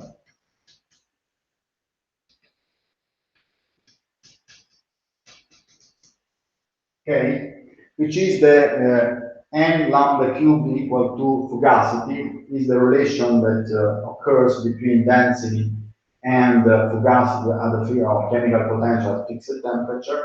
And in this case, for t equals 0, it is very easy, this relation. It's just this relation here. Okay. Notice that we see already a very important difference with respect to the classical case, which is the following. Since n is a positive number, also mu is a positive number, and since n can go to infinity, also mu can go to infinity. So basically, from here, we see that at t equals 0, at least at t equals 0, mu is a finite quantity, and it is positive. Okay, is strictly larger than 0, and actually the larger the density, the larger the mu, which is completely different with respect to the case of bosons. Because for bosons, the chemical potential was approaching 0 actually when the temperature was going to 0 from below. Okay, so for bosons there was a restriction on the fugacity that was the following, no, 0, 1. For fermions, there is no such a restriction anymore. Okay, so you see that the mu can even explode if I have a very large density. Okay, so let me derive some very useful relations which are also famous, and I think that you probably have seen this before, but okay, let's try to do it. So, for instance, when writing the log of level G, amount of Vecino. Yeah, so this is G times volume divided by 2 pi squared, and then we have the integral from 0 to the principal, and we have a plus infinity of dq q squared, dq q squared.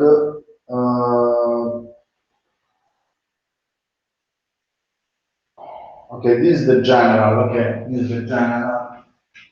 Is 1 plus then q to the minus beta h squared, well, let me put epsilon q here. Epsilon. Now, okay, this is the general expression. I haven't done anything here, basically.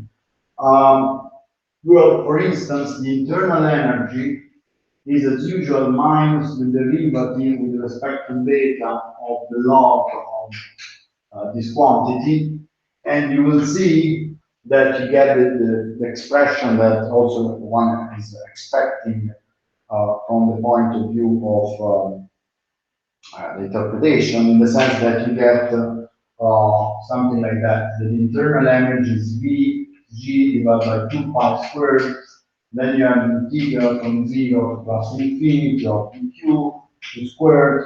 Here you have epsilon q,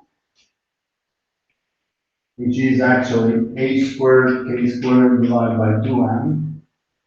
Okay. Then you have the occupation, so which is the exponential of beta epsilon q epsilon q minus mu, then I have a plus 1. And we know already that for t equals 0, this becomes a Heaviside function. Therefore, u is equal to dg divided by 2 pi squared. And here the integral goes from 0 to kf. Let me change variable. I don't know why I use q sometimes. It's stupid. And then I have a k squared here, a squared k squared divided by 2m, and here I have a Heaviside of mu minus epsilon k. Well, you can do the calculations, it's very standard, and you will see that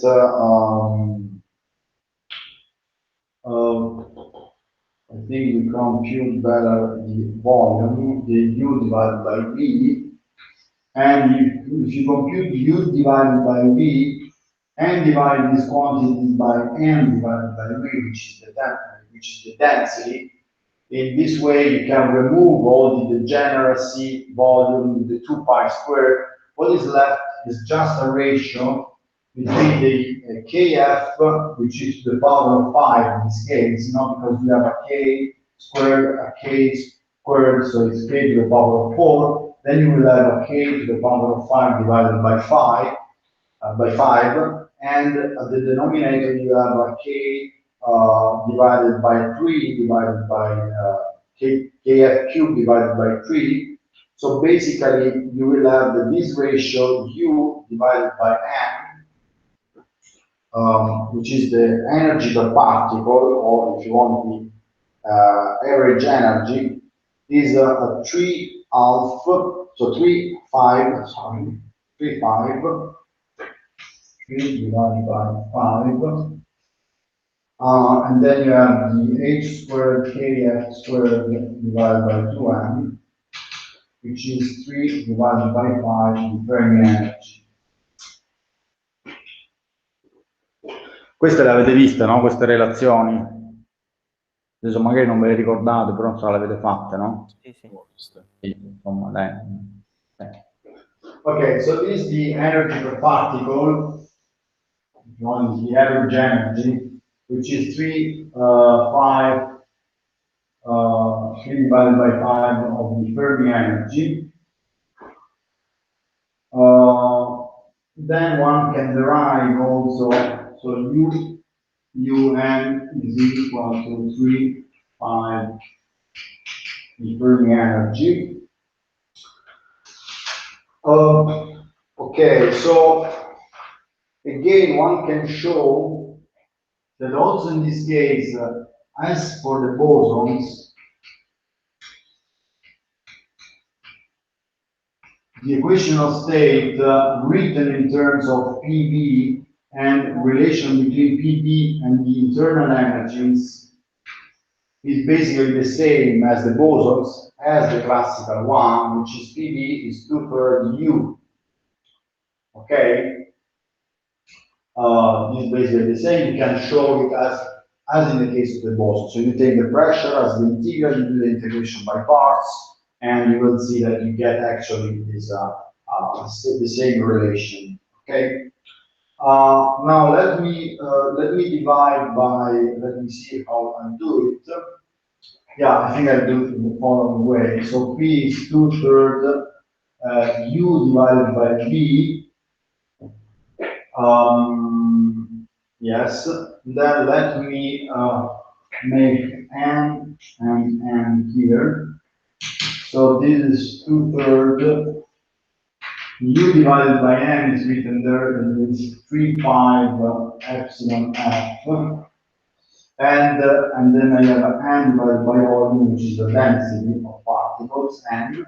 And remember that the density is fixed and it is equal to kf cubed divided by 6 pi squared.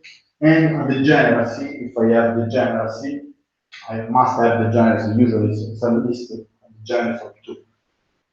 So therefore I get 3 and this is 2 divided by 5 and epsilon f and is the pressure.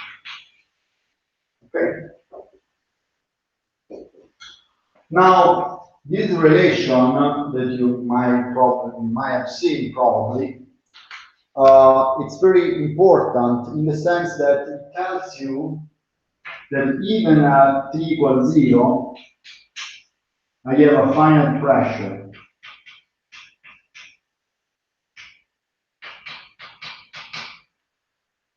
Okay? That's very different with respect to the case of bosons, because we have seen before that bosons have a relation between pressure and temperature, which was t to the power of 5 half. So when t is going to 0, then the pressure is 0. Okay? Which corresponds, if you want, to the fact that all the particles are in the same state with 0 momentum, so then the gas has no pressure, basically. Whereas here, you have a finite value of the pressure, which is called the Fermi pressure,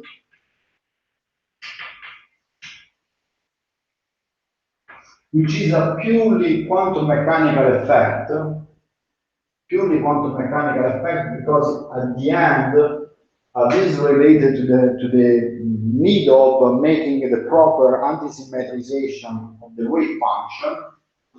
And you know that the Fermi pressure is not like just something which is peculiar, but it has very important consequences. For instance, for the stability of white dwarf, for instance. White dwarf. Questo lo sapete, vero? Penso che abbiate seguito dei corsi di astrofisica, ok? La sapete questa cosa, vero? Io personalmente sì. Ok, gli altri lo sanno? Sì, sì. Ok, c'è una cosa fondamentale, ok? So the Fermi pressure, basically, you know, there are some cases in which it's really necessary to explain, for instance, the stability of white dwarfs in the case that, in that case is the electron Fermi pressure or degeneracy pressure is also called degeneracy pressure. The degeneracy pressure. Okay. Now, actually, I had also an exercise, but I don't think I will do it to start the stability of white dwarfs. Now, in the last 20 minutes, let me start to do instead the calculation at finite temperature but small temperature. Okay? So what you need to remember about the t equals 0 is that all the states are occupied until a certain Fermi momentum. Above the Fermi momentum, everything is empty.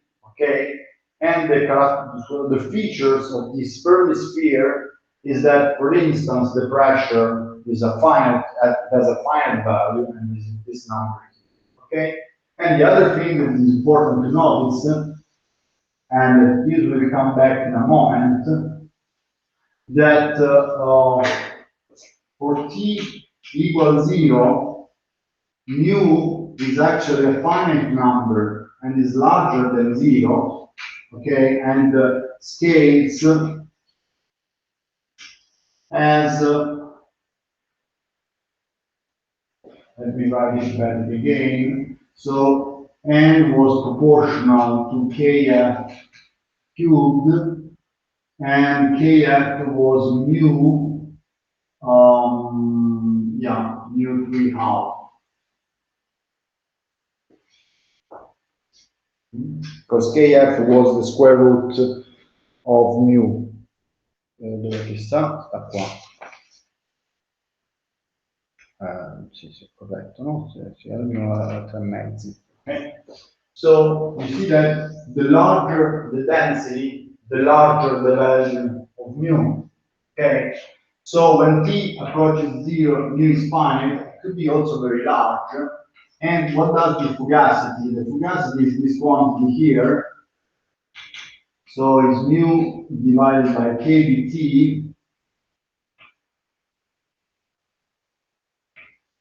And since the temperature is small, when the temperature approaches 0, and here you have a finite value, actually the fugacity diverges. Okay? So it goes to infinity. Whereas for the case of bosons,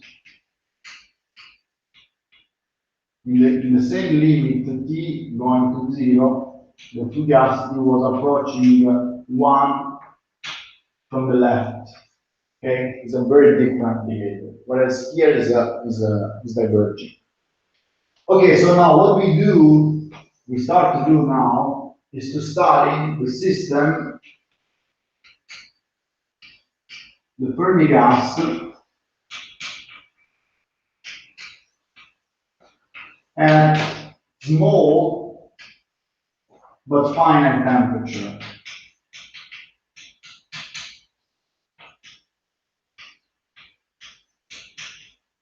Now, of course, when the temperature is large, at some point we will recover the classical limit. So what is more interesting is to study, there are no phase transition in this case, but what is interesting to study the t equals 0 case, which is the thing I was telling you before, and what happens when I move from t equals 0 to t finite but small. So we are close to these, we are studying the Fermi gas in the situation of high degeneracy.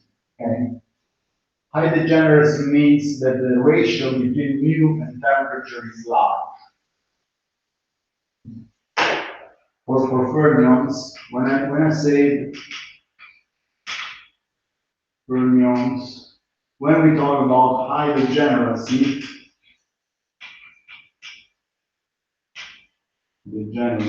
means that mu divided by t is large.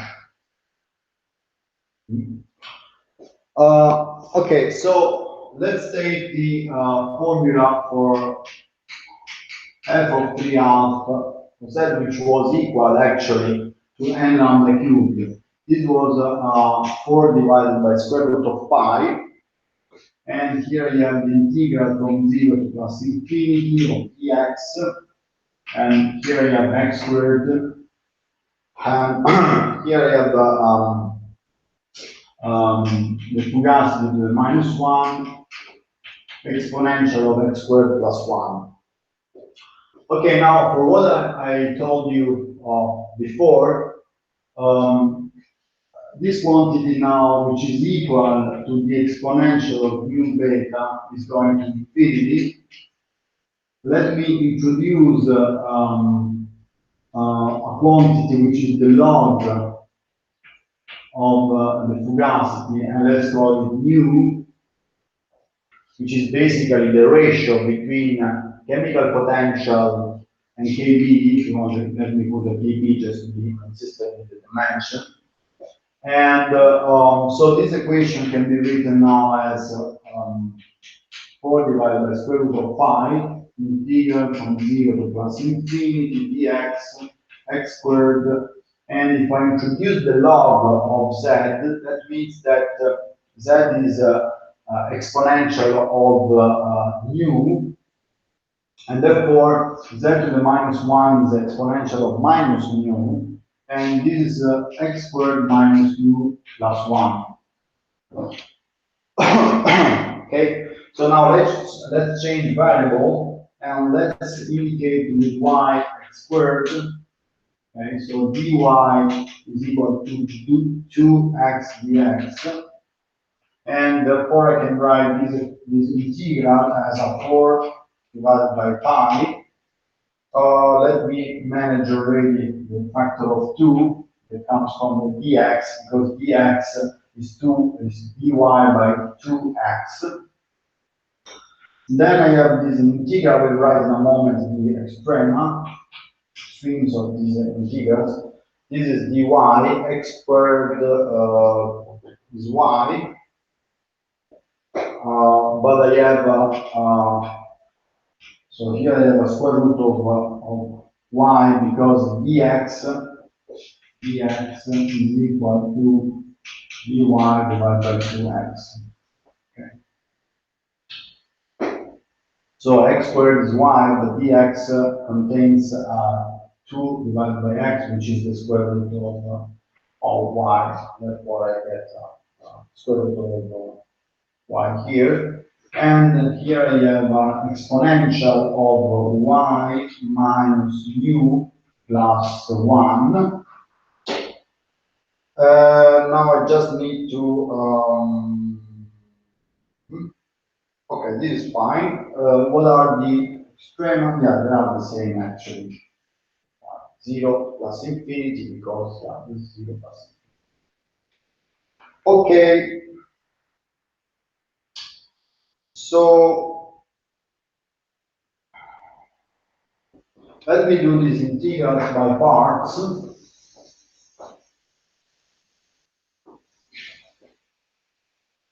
So the aim of this calculation is to find the leading order term beyond the, well, the leading order is of course the classical one, the t equals 0 case. We are not studying here the classical limits, we are actually studying the limit in which the temperature is small but finite, okay? And what we want to find is the next leading order to the fugacity, for instance, or the equation state as a function of the temperature. Okay, we will have the first correction coming from finite temperature. Okay, so let me do this guy here. So this is a 2 divided by square root of pi. And here let's do the integration by parts. So here I have a y to the power of 1/2, and this will become y 3/2. And here I have 2/3. Then I have 1 divided by y minus mu plus 1. And this must be computed from 0 to plus infinity. And this is 0 in both cases. Then I have to do the derivative, and the minus will become a plus, so actually a plus 0 to plus infinity of dy. Here I have I have a y to the power of 3/2, and here I should have a 2/3. Let me check if I'm not doing the mess. The third, epsilon 3/2, see. And then I have the denominator, which will be exponential of y minus mu plus 1 squared. And I have another exponential here of y minus mu. And così. Questo è 2 terzi, quello lì, e va bene. Okay, so now this is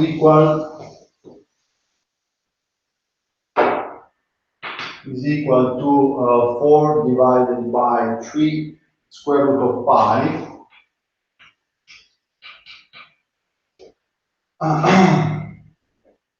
And then I have, well, we have this integral there, and let me already change the variable here just to make the calculation a little bit faster. I still have 10 minutes. So let me introduce a variable which is t equal to y minus mu, and dt is equal to dy, and therefore the integral will become, well, this is dt, and y now is t plus mu, to the power of 3 half, and then we have an exponential of t, and exponential of t plus 1 squared. Vediamo se ho messo tutto, del t, t è 1, 3 mezzi, alla t, ok. Now the limits are, if y goes to infinity, this is plus infinity, if y is 0, t is minus nu. Okay? But actually, we know that log, well, nu is the log of the fugacity, and is going to infinity, because the fugacity is going to infinity, since the ratio, well, basically this is the ratio between mu and t. And since t is small, mu is finite, this is large. So actually, this limit can be extended to minus infinity. Okay? Because we are in the limit in which mu is finite and the temperature is small. And so let me write back again these integrals in the following way. So I have a 4 divided by 3 square root of 5. Let me collect a mu to the power of 3 half outside. And then I have an integral from minus infinity to plus infinity.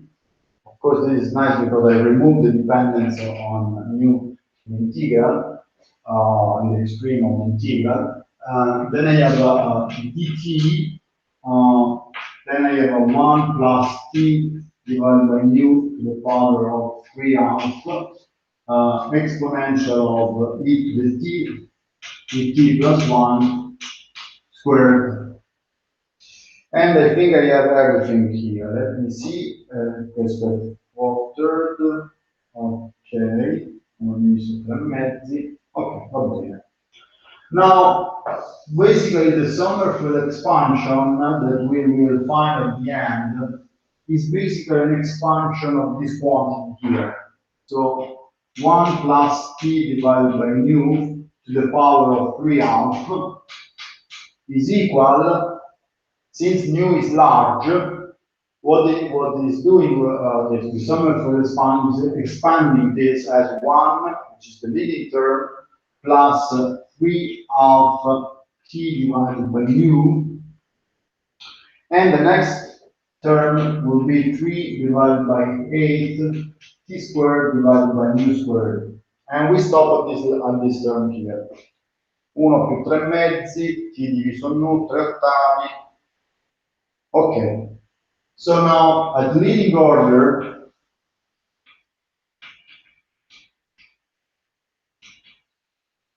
so the leading order is that u plus t mu to the power of 3 half equal to 1. What do we have here? We have this f of 3 half of z, because this was our starting point. It's a 4 per square root of pi mu to the power of 3 half. And then I have to do this integral here, which is minus infinity to plus infinity of exponential et plus 1 squared in dt. Ok? 1 diviso 4 alla terza. Ok. Now this integral is equal to 1. Because here I have the derivative of the denominator, I can do it quickly. So, therefore, at leading order, f3 half z is actually equal to 4 divided by 3 square root of pi. Mu is the log of z, so it is the log of z to the power of 3 half. Okay? So this is the first step of the expansion close to well, I'm expanding around infinity if you want, because this quantity here is divergent.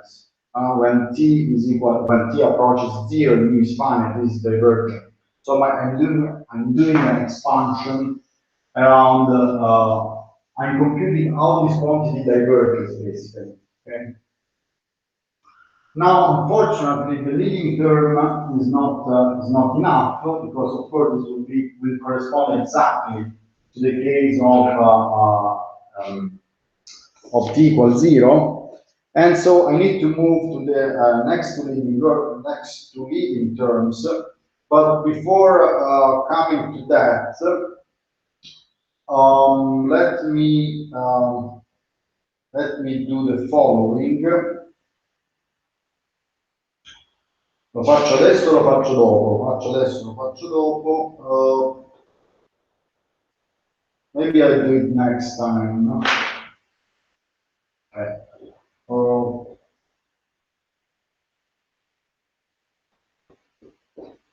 Lo faccio adesso, che ore sono? Sono 57. Allora facciamo adesso questo e poi facciamo il resto. Now, okay, from this I can get that the log z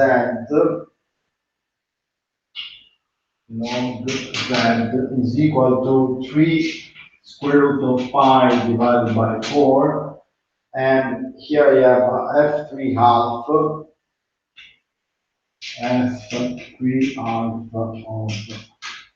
z, and this is also, and this to the power of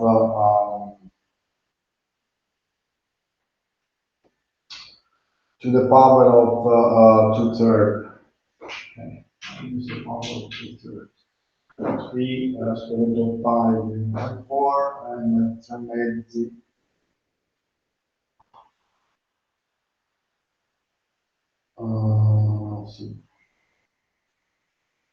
Now, okay, so now we know that n lambda cubed is also equal to f3 pi of z, and therefore, so I can substitute here this n lambda cubed. So this is 3 pi divided by 4, and here I can substitute n lambda cubed to the power of 2/3.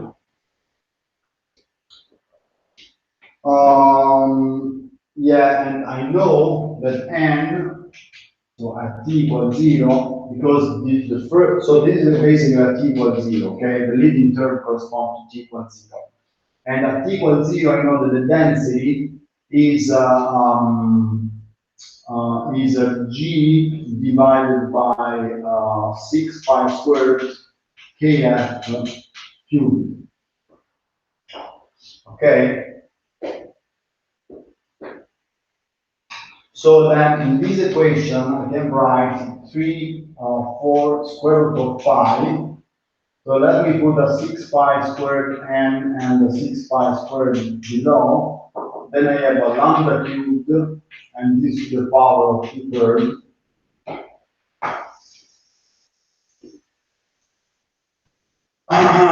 Now, sixth, so let me, okay, to make it easy, let me put the generous to 1, just to make a simple, not to have so many terms.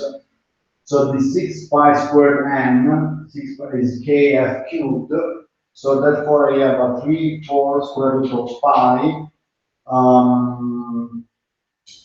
Then I have kf cubed divided by 6 pi squared, and then I have a lambda cubed, and everything to the power of 2/3. Okay, so now what is left is to basically introduce, let me just check that it's correct, quindi c'ho il kf cubo più 3 square root of pi, poi c'è il lambda cubo. Now, let us remember that lambda is a h divided by 2n pi kd square root. Ok, adesso finisco. Let me just tell you the final result of the leading order. So basically it's freedom. So I can introduce the lambda here, this lambda here, And by doing the calculation, at the end, I get the log of z is equal to Tf divided by t. Now it's clear that the t comes from this quantity here, because here I have a lambda cubed, which is 1 over square root of t, and yeah, so this is t to the power of 3 half to the power of 2/3, that's a t. And I have another temperature which is called Tf, where Tf, as a clear interpretation, is the Fermi temperature